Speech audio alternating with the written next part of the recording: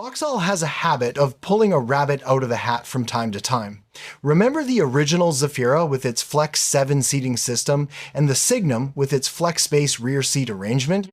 You can add another in the shape of the Tigra of 2004 to 09, a pretty Vauxhall Corsa-based car with a clever electric folding roof. Forward 15 years and the classifieds, if not exactly wilting under the weight of used Tigras, are at least straining slightly. Prices start at just £500 for runners of all ages and top out at a shade over £3,000. Around £1,500 is all you need for a clean, well-serviced example from a good home. The model arrived with a choice of two petrol engines, a 1.4 16-valve producing 89 horsepower, and a 1.8 producing 123 horsepower. A 69 horsepower 1.3 CDTI diesel followed in 2005, the 1.4 was the best. What it lacks in outright oomph, it makes up for by being sweeter, more flexible, and considerably more economical than the 1.8.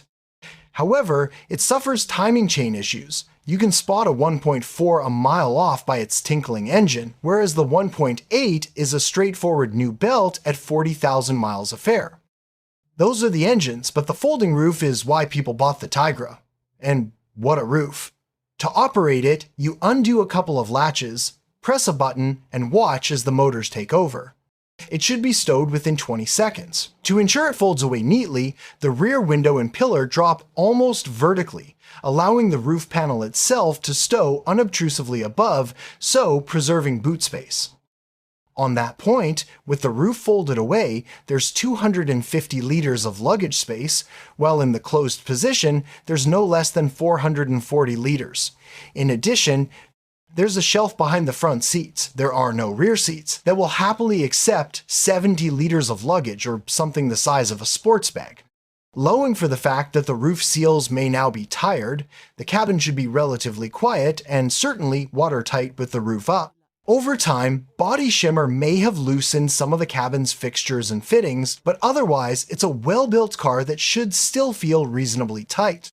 The rear Targa-style section of the roof could be specified in either matte metallic star silver or in matte moonland, both of which give the little car a pleasingly sporty and technical appearance. Alternatively, it could be ordered in the car's body color, which makes quite an impact. By the way, if you're enjoying this video, hit that like button and subscribe so you don't miss the next story. Now, let's get back to it. Today, trim levels are rather academic, but exclusive leather, aircon, and alloy effect touches to the interior is a good one to shoot for. Sport versions get 16 inches alloy wheels and a silver Targa-style section.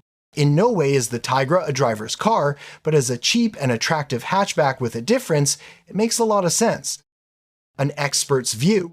Tim Harrison, founder, Fix My Vauxhall. I'm an auto electrician and have been working on Vauxhalls since the 80s. The Tigra's roof is generally reliable.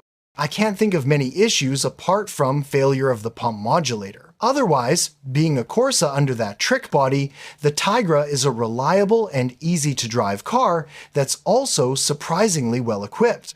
I mean, leather, climate control, and a Targa-style panel that can be painted in a contrasting color are pretty impressive on a car costing such little money, even when new. Don't ignore the diesel. It's a Fiat engine and pretty tough, as well as economical. Buyer beware.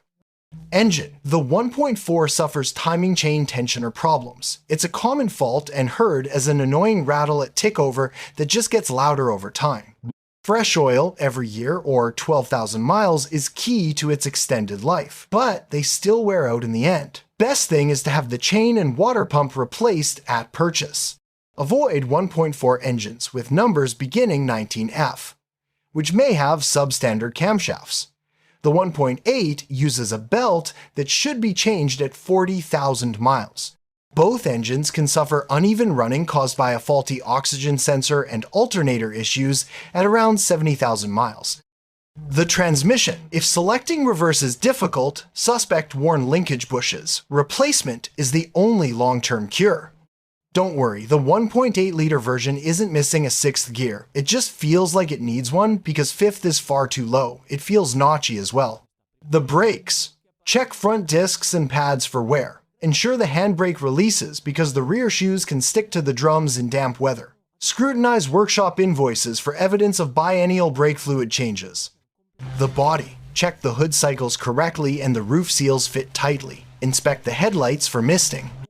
The interior. Feel for water ingress via the door-mounted speakers. Water gets in through the top window seals, runs down the inside of the door, and exits near the speakers. Check the floor for damp caused by water entering via the brake master cylinder, where the rubber mastic bonding it to the bulkhead has failed. Also worth knowing, if the roof plays up, first try leaving the battery disconnected for 3 hours. Reconnect it and drive for 30 minutes until you hear a bleep signifying the system has reset itself. Otherwise, a slow roof could be a failing pump modulator. How much to spend? 500 to 1,000 pounds, a good selection of 1.4 and 1.8, with long MOTs and up to 90,000 miles. 1,000 to 1,500 pounds, better condition, lower mileages, and many with full service histories. 1,500 to 2,000 pounds. The best cars begin at this money, most with leather, aircon, sat-nav, full service history, and about 50,000 miles. 2,000 to 3,500 pounds. Strongly priced cars, but 2,500 pounds buys the best 09 1.4 16 valves. Exclusive with 34,000 miles, so be wary of paying more.